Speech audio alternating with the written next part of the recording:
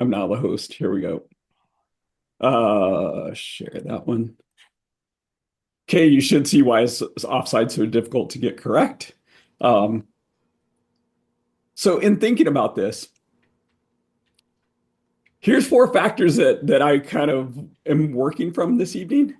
One, the size of the area. Oftentimes in pregame, we talk about we have all of this area to cover. We start looking from attack box to attack box. So the size of the area.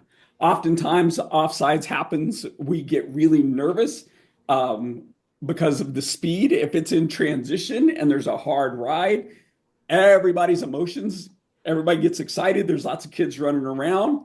There's coaches screaming about what to do, and players running on and off the benches to get in position. And so the intensity picks up, and oftentimes that increases our kind of mental processing speed, and we forget to kind of take a breath and be calm and slow down. Another challenge in getting offsides correct is not only the number of players of seven, but the number of players that are involved in the play. And then there is what I'm terming perception versus reality. And so we're going to work through a couple of these things. We're going to work through all of these things in slides to talk about how to reduce and how to manage these four factors so that you can have a better understanding of what is offsides and when it can happen. So let's begin with the size of the area. Our smiley faces are our two officials. A lot of this, I go two-man and three-man. The positioning for our in a three-man system, we want the single side official on the cone um, when he can get there.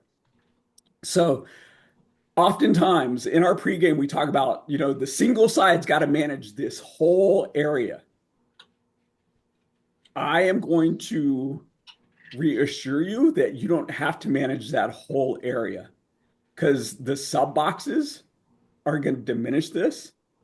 And I think in the time that I've been a lacrosse official, I've had less than six, probably in the hundreds of games that I've done, six like illegal substitutions, like kids coming off the bench directly onto the field instead of using the sub box. So odds are that all of the subs are going to be pretty legal in terms of entering the field from the sub box at any level, because a lot of times the coaches will put the kids there and then they go in from the sub box. So first, we have this perceived area that's huge. We don't have to do that.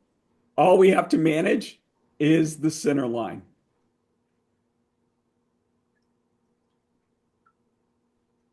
So if we focus on the center line and just make sure that our field of vision is focused on the center line, we're going to diminish a lot of like that fear of I might miss something from attack box to attack box.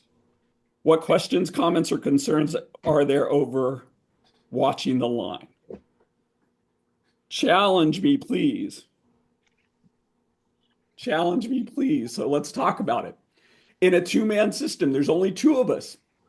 So instead of staying at the cone as a lead, I would encourage you to get in between the end of the wing line and the top of the box and try to officiate that offsides, especially in transition from this area here. And again, you're just watching the line. In a couple of slides, we're going to talk about who are we watching. And so in a two-man system, cheat down, cheat in. You might lose a player over here, but you will have the majority of the players between the wing line and the sub line. So get in a spot where you can see that.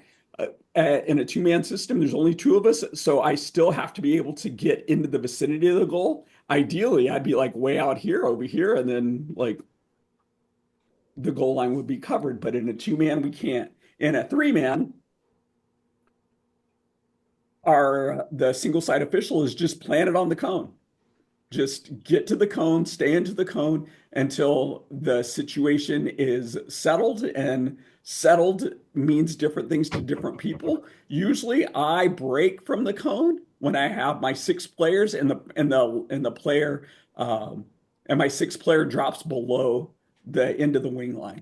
Then I start working my way down. Questions, comments, concerns. The trail in a three-man system is going to help with offsides right now with the trail deep. It's a two-man system. We have a lead, and this person is watching the line. The trail official will eventually work his way up here, and he can help double count on offsides. Rutger um, offered the acronym ABCs, always be counting, always be counting. And so in offsides, we're going to count forward. And I would encourage you to count the offense first. We count offense first because if they're in violation, it's an immediate whistle.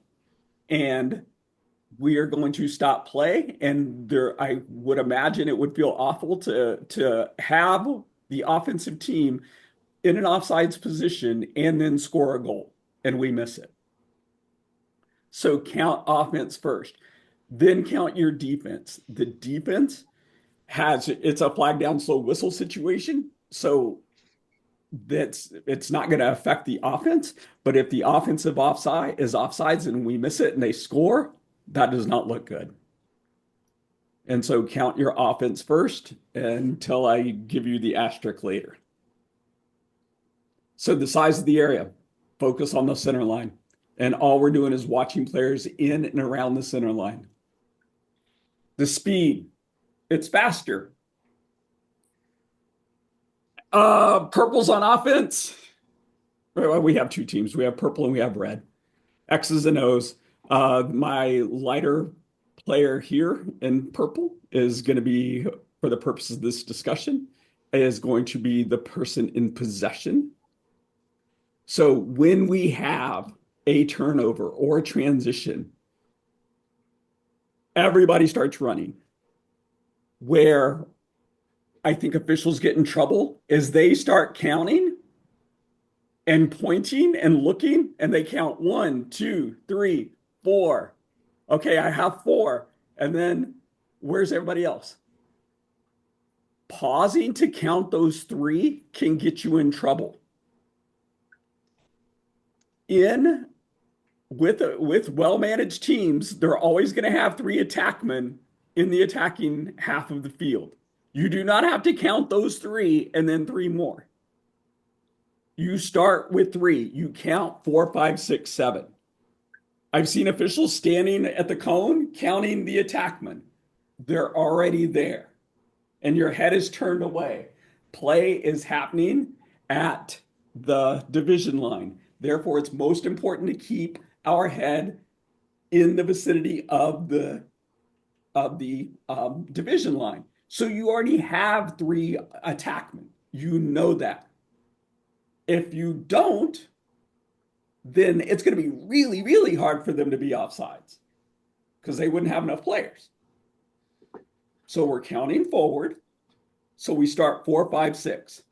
As the players come over, this is going to be my number 4.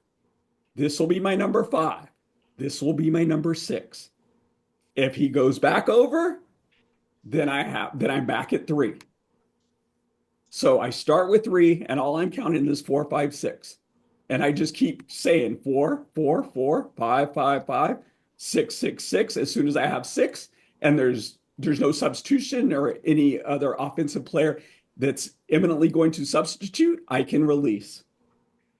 So all I'm counting is 4, 5, and 6. If I have 7, then we have a whistle. But I've seen a lot of officials counting those 3 attackmen with their hands, 1, 2, 3, 4, 5, and then they're looking at trying to find the 6th one. Only count 4, 5, 6. Keep track as they go across. You have 3, the 4th one comes across, now you have 4. Just stay with 4. Now all you have to do is count 5 and 6. Once they get 5, all you're doing is counting 5 and 6. Once they get to 6, you're good. Questions, comments, concerns? It's a whole lot easier to count to 4, 5, 6, then 1, 2, 3, 4, 5, 6, because we take our head away. And if they have a guy at X, our head goes totally away over there. So assume that they have 3. Questions, Steve, comments? are you counting just the offense there, or are you counting both? How do you manage I that? know that there's if I'm the single side, I know that there's 3 attackmen. And I'm glancing to see different colored helmets. And I'm counting, I'll Well, look to right make sure on that the okay, ones that back there. everybody's good there. I'm sorry, What what? about on the transitioning In when they're going back and transitions, forth over the line? now, as we'll get to how this can look and how the substitution patterns might affect this. But yes, I'm counting my offensive players. If they violate first, then we're going to kill it. If my defense, I'm going to, after I count and I'm sure for my offense, then I will recount the defense. And if I have 7 on defense, then I have a flag down slow whistle. But I know that there's 3, and I know that there's going to be 3 pulls back here to defend these guys. So again, if like when we get into the 10 man, I'll talk about that and how to keep track and where to look for the offending players. Does that make sense?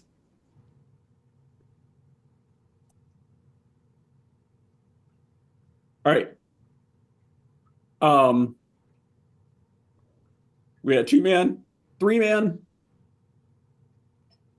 Your lead can help with as the offensive players come in and as the defensive middies come across. Again, we have a person in the offensive zone. We have a single side that's counting and watching players along the line, and we have a trail that's going to sweep and help with the subs and make sure, just again, a third count of what's happening. And I would encourage you to get in the habit of always counting. There's always something to count. Challenge yourself. Just because now it's settled doesn't mean you have to stop counting. You can count polls. You can double check to make sure that the defense has 6. With delayed substitutions, the offense might be really slow in getting that 6th guy in.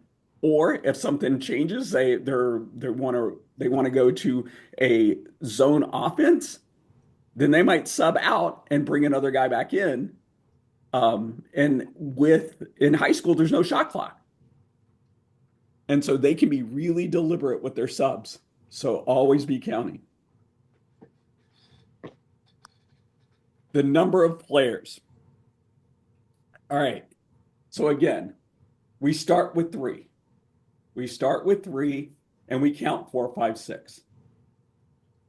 As the covering official, we're watching the players along the line and threats along the line. If I know that there's 3, if I know that there's 3, here's my 4th.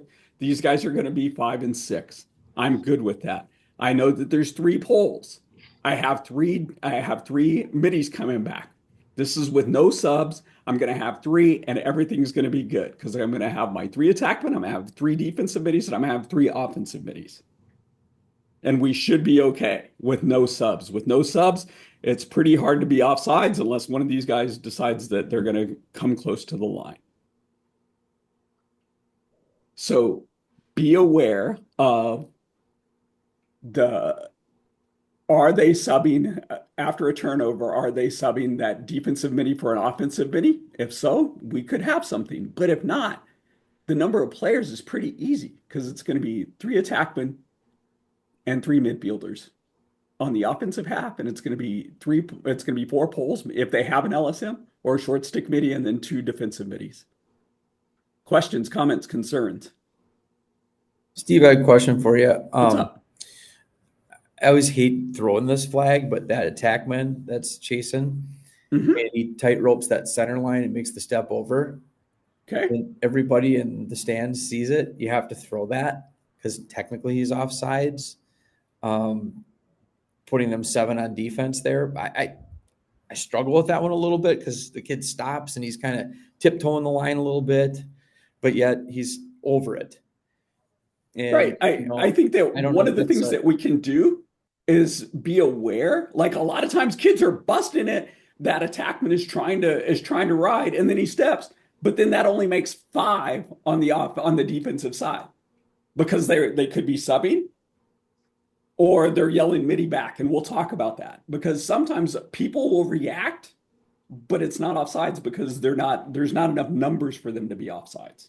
Gotcha. Thanks. So we know that there's three. We know that there's three poles. And if we're watching and counting in the middle of the field and not letting our head drift, and that kid, you're like, okay, I got four over, and that attackman, now that's five. Or that's six, we're okay. Because everybody's like, he stepped on the line. But yeah, he did. But they still only have four people back. So he was the fifth one. Hey, Steve, that happens a lot. And if I'm at C Mm-hmm. and they're yelling midi back, or if they're after a settled and they get a loose ball, Mm-hmm. the ball starts to roll towards, obviously you're showing tip if there's a tip. Yeah. Otherwise, I really struggle with just trying to stay calm because there's chaos now at the center line. Mm-hmm. And so one of the things that helps is depth. So if you're here and we have that play, instead of chasing it this way, if you could drop deeper, then that's going to give you greater distance. It's going to give you a bigger field of vision, a field of view, and you are further away from like the energy of that play. And so by backing out and backing towards the sideline, you're going to be away from that and you're not going to be as close. And so everything's not going to be like this, but it's going to be further away and you can see more. So when that play breaks, our first instinct is to go towards the line. If I'm the trail on an over and back, yeah, it's easy. But if I'm the single side over here and I want to help, drop back. Drop back to the sideline instead of running to the line. Because that will keep you away from that and give you a good field of view. And the last thing you want is like for you to run this way and then the ball comes towards you and everything explodes in your face because it's at your feet. So number of players. Same thing as in a three-man. Know how many you have. If they aren't subbing, we're going to have three. We're going to have three defensive players, three defensive midfielders, three attackmen, three midfielders, three attacking midfielders, and that's six, and you're okay. If they have a player that's riding hard, how many players do they have over already? I mean, if these guys come over and now this guy steps or stops, or even if he comes all the way over, that's still six. A lot of times kids they freak out. They're like, don't step on the line, but they don't even know what their defensive teammates are doing. So if you watch the line, it's a whole lot easier instead of trying to like keep everybody in your field of view. Limit your field of view to this line during that play. Okay, now we have the ball going this way. We have two players subbing off and possibly two players coming on. So we know we have three. Now we have four. This guy's only going to be five. So the offense should be okay. Now, if he comes on here, we know that that's six. And we're A-okay. Offense is good. Defense, as soon as that guy comes off, he's going to come in. These two are going to cross, and we're going to have six. So a lot of times the long stick midi is going to go off, or I'm sorry, the short or the long stick midi is going to come off for an attacking midi, and he's going to come in on this side. And so even if he's early, the player in possession is still going to make six. He could come in late. if they have five, like a lot of times I'm counting five, five, five, five, and I see players milling in the box or getting directions from the coach, and then he comes in, then it's six. But I have my three, I see him, that's four, and now I have five. And if I have five, I'm good. On defense, this player is going to come out. These two are going to come across, and they're going to send that long stick into play, and we're going to have six. Questions, comments, concerns? I'm talking really fast.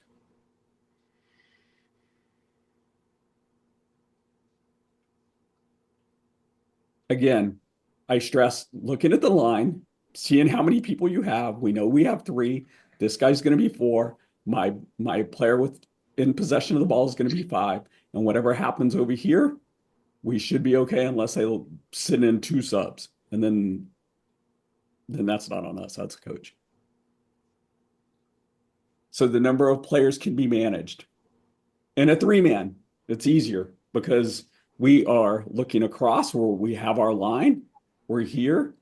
The lead official can help and can double confirm, and then the trail. If these players are in front of him, so as they go off, we know that the players are going to come in. There's no need to be in a hurry. You can stop at the cone and let all these subs happen. So you can stop, whoops, you can stop back. You can stop at the cone here. I find myself more in this area here, so I can watch the subs that we're going to talk about in a few minutes at the midline. But the number of players, it's easier whenever you're not counting to six, if you're just counting 4, 5, and 6 instead of 1, 2, 3, 4, 5, 6.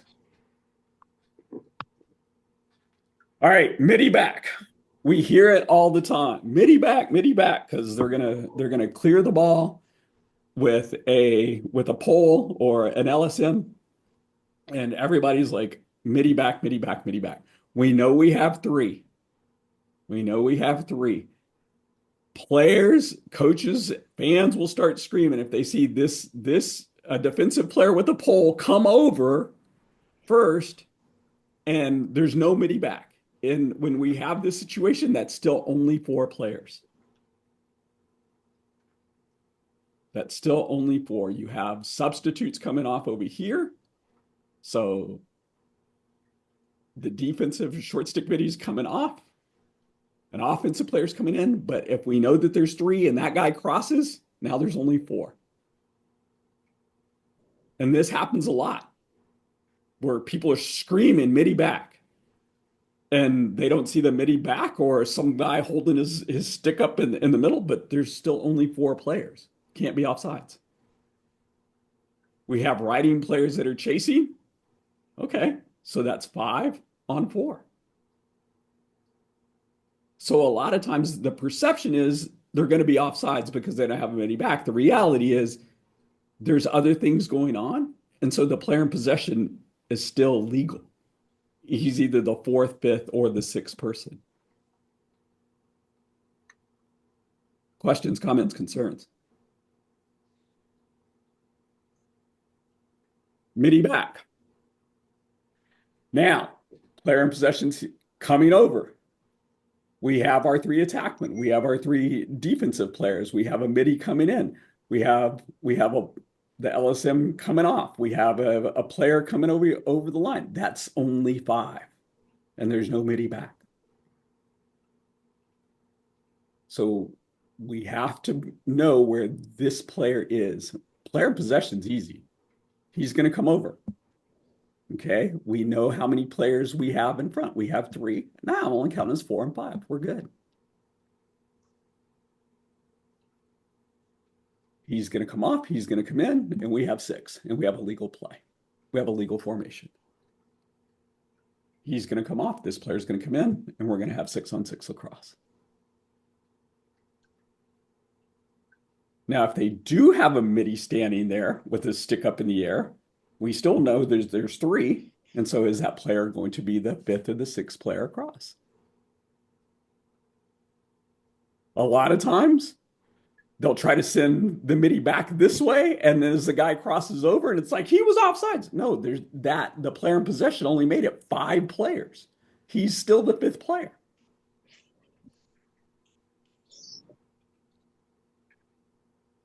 So when we watch the line and just watch the line, keep back and deep, we know that there's 3. The offside slows down a whole lot. We get in trouble when we're trying to do this. When we're looking, counting our attack, when looking at the line, counting our attack, when look at the line, don't need to do that. Just assume that there's 3, stay on the line. If it's a 2-man, stay in this area here and just counting. All you're doing is watching and counting.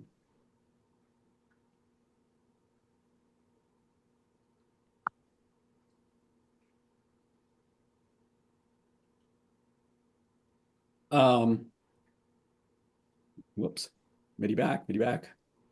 Okay, here we go. Another play that we have our midi here, and he stayed back. We know that there's 3.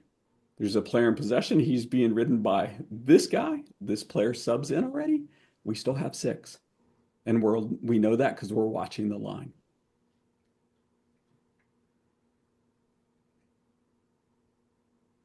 So when you have a player that usually doesn't try to clear the ball, clearing the ball, the player going over is probably the 4th or the 5th person in the offensive zone. So they still can err and come over, and that's still 6. If you count 7, take the ball away. We just stop play. They were offsides. They drop the ball and we go.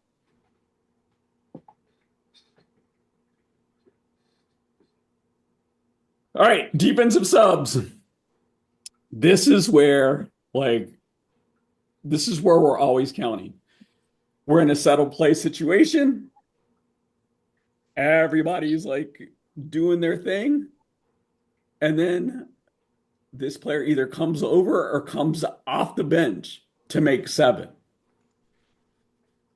Sometimes the coach will yell at him to get back or try to grab him and pull him back.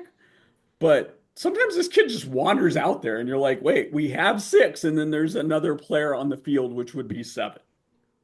So that one is one where like it catches me by surprise because why are you out here? I think that we had that at Edgewood. The player was just like, he just wandered over and was like, hey, what's going on? And then the coach was like, get back. And then we flagged it. And then they were like, go ahead and go. But the kid was like embarrassed or something and didn't want to go back and play defense after he had already wandered off sides. So sometimes the defensive subs just wander onto the field when in a settled play situation, and then we can flag down, slow whistle. If the offense does it, then we're going to take the ball away. When players are subbing through the center line, oftentimes the player subbing off, the defensive player will sag and not follow. And so now this player sees this lane and will come across early because he's in a position to receive the ball and get a shot on goal. But this player has to be over before he crosses. So offensive subs from the middle. Again, if you see this happening in a 2-man game, you can drop back this way to kind of watch the area on the subs. If it's a 3-man game and you're the trail, just hustle back to the line. Hustle back to the line and watch that exchange. And make sure that this player is in the defensive half before the attacking player enters the attacking half of the field. Questions, comments, concerns?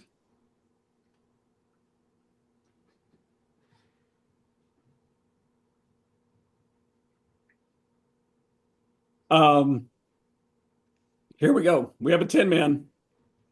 a 10-man ride, everybody is on a player. And so in a 3-man, I would encourage the lead not to commit all the way to the goal line, but set up in between the wing line and the top of the attack box so that you can help and you can help here. Where 10-man, where I count the defense first because they are the ones that are more dynamic and they are the ones that are doing something that they're not really that used to. And so they're oftentimes it's this guy and this guy that are offsides in a 10-man ride. So when you see the 10-man, all of the players in the attacking half will have a player on them. As I'm not sure what the timing is, like if whatever coaches' strategies they're using to pressure the ball.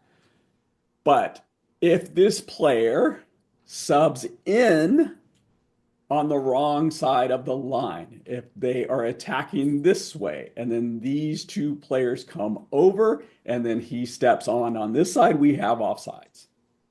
Usually, the defensive player might pressure and go this way so he can fill this lane and eliminate a pass or a path through the sub box. So it's usually these two guys that are closest that are closest to the sidelines that will make them offsides in 10-man, has been my experience. Coaches, if you have coaching experience and can give us more insight as to why that happens or you disagree, please let me know.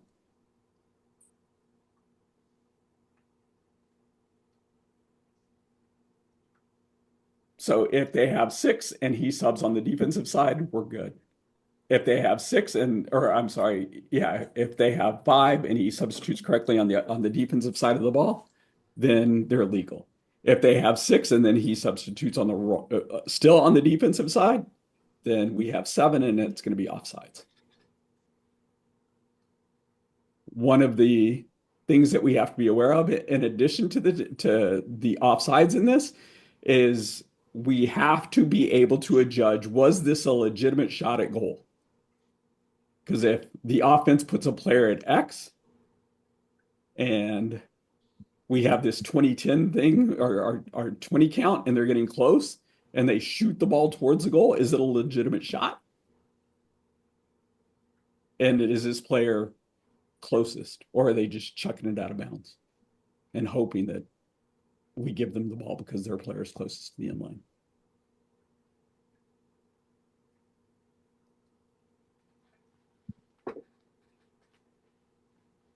What do we got? I've talked a lot. This is the most I've ever talked without discussion.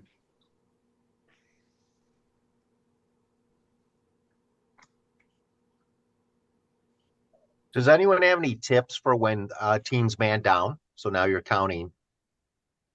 Let's say that it's the defense. Yep. So counting to So 5. now, I mean, right? if they're down, like usually where I think that's a challenge is when they're down and there's transitional play. So if I have the ball and I'm down and I'm just throwing the ball around just to kill the penalty, it's not that big of a deal. But if we lose the ball, now we have to defend with 5. Sometimes the defensive subs will come in because they're assuming that he's supposed to be in because he usually is playing defense, but they're down a man. And so that's when we have offsides is in when the team that's down loses the ball from offensive to defensive possession, because then they lose track of how many players they're supposed to have. So if they are on defense and I'm down and I'm playing with 5, that's usually in a situation where it's settled and we don't have to count over and over and over, or there's not any substitutions. So the likelihood of being offsides when you're down on defense is lower than if you are on offense, lose the ball, and then have to transition to defense.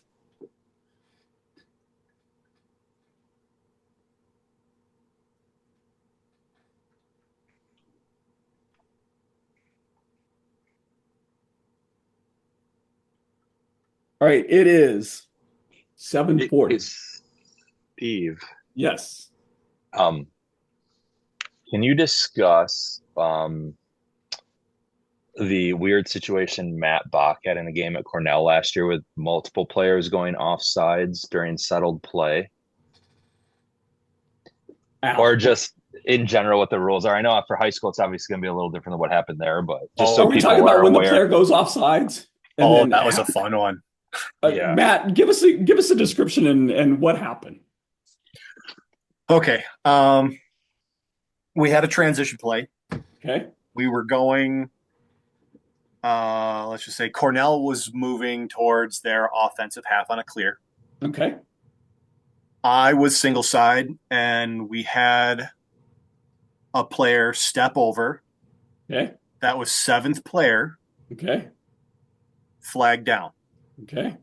He went in to play defense knowing he was offside, so we had 7. Yes. At the same time, once they got into a settled offense, Cornell then subbed out another defender, not the one who went offsides, brought in another player, second flag down, and then they subbed again, not either of those two players, brought in the third guy, third flag down. And so how did you guys adjudicate that? Exactly as such. 3 offsides. 3 offsides.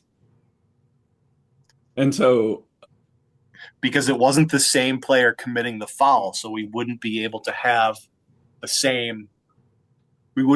just a single flag, because it was continually, we would go from 7 back to 6, and then a new player would come off sides. right.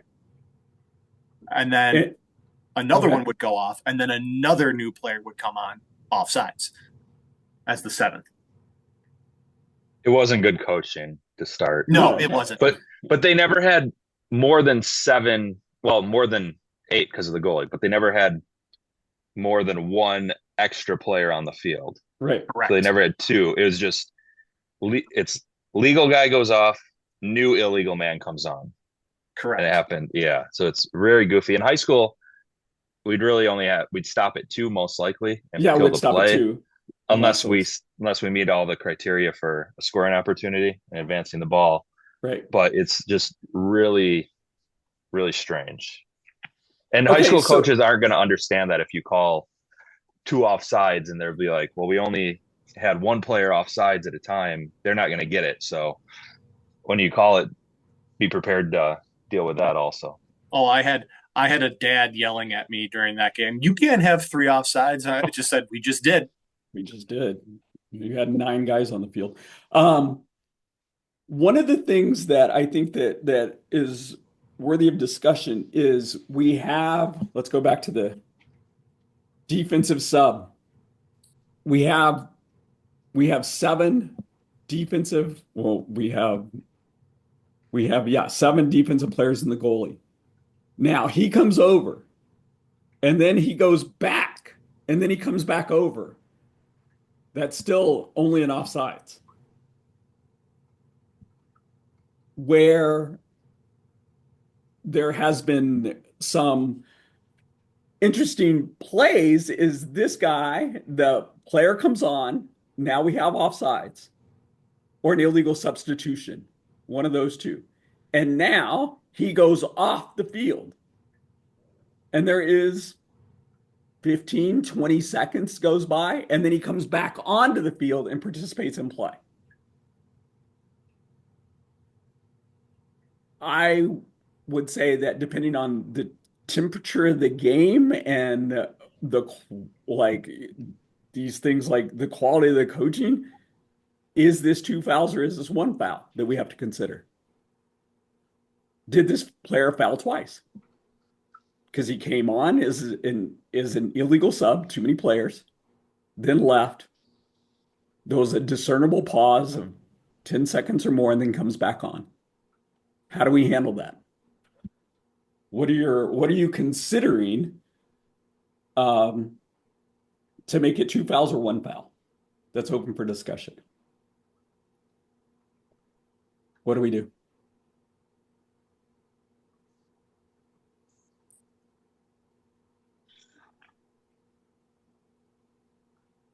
I've called it 2 And what- fouls. Second foul. What's the difference there in the scheme of being offsides and gaining an advantage because you have an extra player between that player running off the field and then coming back on without anybody else going off versus him going back on the defensive half of the field and standing there and then coming back over? For me, yeah. For me, it was the time. Like, well, what it if he was does like it for 20? What if he does it for this, 20 seconds on the defensive half, and then he finally wakes up or the coaches wake up and they realize he can go over because he's already been flagged for offsides. Then he's okay. So when I had this, I had 6. I had a player come over, or I've had a player illegally enter the game, and then he went off, and then he milled about, and then came back on.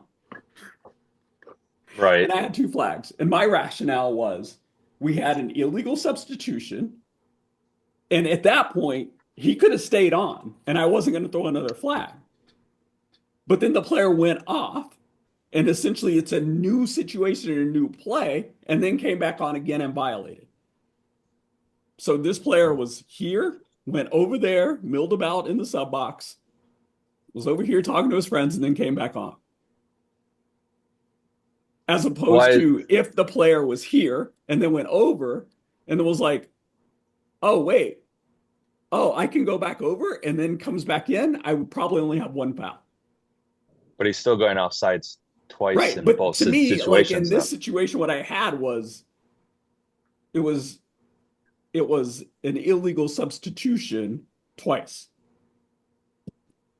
Okay. Illegal substitution I could see. Okay.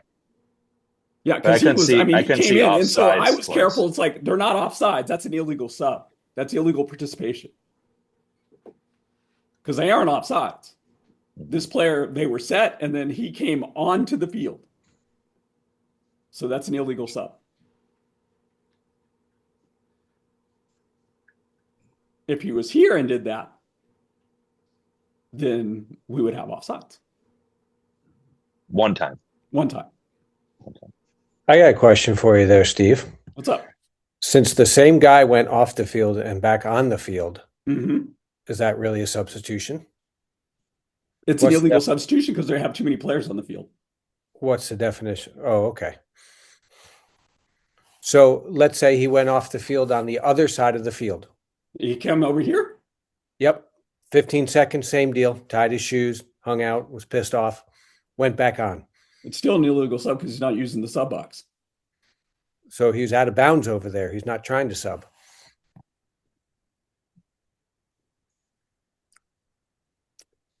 Is it different because he went through the substitution area? I'm saying, like, if he were over here, Yep. you know what? I could be confusing my field hockey rules right now because when you leave the field, you have to use the sub box. Oh, I agree with you. I mean, So- yes. And so I'm just trying to play devil's the advocate player went over there. here Yeah. and then was like hanging out over here. Yep. Tied his shoe, 15 seconds or whatever, milled about, put his glove back on, and then came back on in. the That's an field. illegal sub because he still hasn't been legal because they have too many players. Well, that'd be more offsides, I think, because in order for him to get over there, he would have been on the defensive half. Right. I mean, the thing is, it's just Yeah. a matter. I mean, the penalty is going to be the same. It's like, what language from the rule book could I use to explain to the coach? And so that's why that's going back to the original one where the player came onto the field, made it 7 defensive players, then went off and then came back on after milling about. That was 2 illegal entries into the game. And so, So you're I saying didn't call there it you had offsides. you had 2 illegal substitutions, not an Yeah. offsides. Mhm. Oh, gotcha. I thought one of them you were calling offsides. That's why I No. was confused. No. I mean, You I had gave 2 the illegal signal. substitutions. I gave the signal I gotcha. because it's too many I agree players with in that illegal more sub. than the offsides. Yeah. Yep. And so that's why I did that. But if the player were here, if the player just went over the line, like, and then came back, then I'm more willing to time not be a factor. So if I come over and then I go back and then it's like, oh, I can go play defense, then I'm not going to call that offsides twice. Usually. Okay, another scenario for you, Steve. Listening. All right, the defensive player comes over, so he's Okay. offsides. Okay. He then subs off, Okay. and a new defensive player comes in and subs on legally on the defensive half. Right. Right. So your guy who has the flag down for the offsides is now on the bench, and an assistant coach is like, "Hey, he was offsides, go back in." So he runs back in. Now you'd have an illegal substitution. Yes. And a second flag, right? Yes. Okay. Yes. So one of the things because they sub the guy back in. Yeah, I mean the thing. Yeah, so if they sub the guy back in, then we would have. I mean, we have the offsides, and then we have an illegal, too many players or delay a game or whatever. I'm confusing too many rules. But an illegal substitution. As a reminder, fellow officials, there's no statute of limitations on offsides. You can count and count again. Where I learned this was I was at Concordia, and I can still see it in my head. Concordia player number 28 crossed over. He was an attackman, came over the line. I had 7. I counted. Number 28 left the field, walked behind the bench, was over by the attack line by the time I killed the play. And the coach was like, "Who was offsides?" I said, "Number 28." And he said, "Where is he?" And I said, "Over there." They were still in possession of the ball. They had still violated. I wanted to be double sure. And they were offsides. And when you have guys that film the game, it feels pretty good to say when they say, "Oh, you know what? You were right. We were offsides." It took us 8 seconds to recognize it, but hey, they were offsides. Last thing about offsides is if you have an unusual timeout, like all of a sudden things are going along and the offensive team calls timeout, start counting. Start counting, because a lot of coaches will say, "Well, we call timeout, we can't be offsides." No, they can still be offsides. If you recognize that they were offsides, then you could say, "You're offsides. Do you still want your timeout?" If they say yes, you can say, "Okay, we're going to start. They're going to have possession of the ball and you're on defense." If they say, "No, we were offsides," that's fine. I don't want my timeout. Then give the defense, give the non-offending team the opportunity to possess the ball, and we should be ready to go. So sometimes you hear those random timeouts and you start counting. And you don't allow for substitutions. It's a quick restart, right? Whenever the officials There's no are such thing as a set. quick restart. Let's say your crew's in position. If my crew is ready to go and the team in position is ready to go, let's go.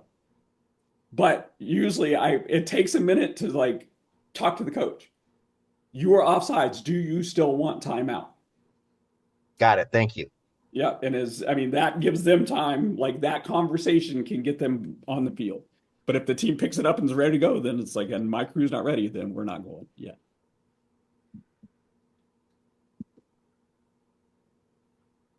Don, pitches for tomorrow's training in Oshkosh. Yeah, if you have games coming up, you might want to get on a field beforehand. Steven and I will be at the UW Oshkosh Dome from 5 to 9. I know Mr. Wendels, who's on this call, will be there. And then Peter from the Bay Valley area will be there also. You can get some training, you get some field work in, see some lacrosse before you actually have to do it in a real game. If you can make part of it, that's awesome. If you can make the whole thing, that's great. There's a sign-up sheet that was in the last few emails. And then Saturday at Carroll, there's a game at 2:00 that myself, Mateo Salceda, and Mark Jameson will be working. And Steven will be there observing the game with anybody who wants to come watch. You can sign up for that with the sheet also. And you're invited to our pregame beforehand, which is at, I believe, at 12:30 in the locker room there. The visiting team, friends, it's Hope, right, Don? Yeah, Hope. Yeah, they're very good. Hope College is a very good D3 lacrosse program. They're very well coached to the degree that's like unlike some other D3 teams. And so you will see from them a very well disciplined team. And usually they're pretty good in their conference. And so you have the opportunity. They only play a couple of schools in the area per year, but they're pretty good. And it's at Carroll, so it's close. And we would love to see people there, so you can see what the next level is like. Some of you would be like, "Oh wow, I can do this." And if you feel that way, fantastic. What do we need to do to get you there? If you are thinking it's like, "Well, I'm not there yet," come see where the path leads you. So please, please, please. And if you're in the Bay Valley, would love to see you at the Oshkosh Dome. It's always fun to. I like helping officials try to get better. But that's all I have. We have reminders. Watch the video and take the test by the 24th. So Yes. watch the video, and I think that the first five were fun. I missed two of them because I have different judgment than other people. No call. There wasn't a foul, and the kid just took a two-handed slash to the kid's face. Let him play. Let him play. All right, friends. Thank you. Thank you for your time. Complete the survey. What do you got? Who's talking? Don. Pay your dues. Sign up for the WIA if you haven't. Like Mr. Shattuck hasn't, but he's going to tonight. Thank you. If anybody has any training suggestions, you can contact Steven if there's anything you'd like to see covered, or email the WILOA board email, or anybody on the board. Randy Cohn, Steve, myself, Mateo, Matt Bach, Jeremy Sullivan. Email us. We'll do what we can to get a training. I think Steve we'll probably do a couple Sunday night ones throughout the season if people have topics, then that would be great. And if you have any unusual situations come up or anything, give one of us an email or a text, and that would be great too. We can work with you on that. Hey, Don. I've got a question about the fees. Is that Venmoing to you still? At WILOA is the Venmo. Gotcha. Yep. Hey, Don, Tim, I think I know the answer to this, but do you know, is a U.S. Lacrosse or USA Lacrosse membership as an official required? Only if you want to officiate youth games for Mela, Badger, or the Bay Valley, or if you want to do any off-season officiating. The WIA does not require a USA Lacrosse membership, but it certainly is a good idea. And it also gives you extra insurance as an official for any sanctioned lacrosse game, which would include the WIA, which also has insurance for officials as part of your membership. Thank you. For training tomorrow, attire, your shorts, your shirts, dress comfortably. It's inside. I would. Yeah. I mean, it's supposed to be warmer. Don and I talked about shorts and long sleeves. What do you think, Dale? That works for me. So striped Okay. shirts, shorts. Yeah, striped shirts and shorts is, I think, Yeah. if it's cold, then I'll throw on pants. But I'm Yeah. bringing Steve and I everything were thinking about bringing everything. Yeah. So plan because I on. don't know what it's like up there. It can Okay. be hit or miss. I've been there 3 years now, and the first year we wore pants. The second year we wore shorts, and I think last year I wore shorts. So it's hit or miss in the Okay. dome. Yeah, but we're bringing shorts just in case. Just a quick Anything confirmation, else? or is last week's meeting just isn't happening, or is there something posted online? It did not happen, Bill. It did not Okay, happen. all right. I might have missed that when I logged in. Sorry. No, Thanks. it was, yeah, we had some technical difficulties. Yeah, okay. Two-factor I just authentication. didn't know if there was going to be something else on or anything like that. So, If I could repost the video that I was going to show, and that will help with field of vision. And so it's a 12-minute video on that, and so we can put that on the website. Thanks. Thank you. Anybody else? All right, fellas. Thank you, and we'll see you on the field somewhere. Thanks.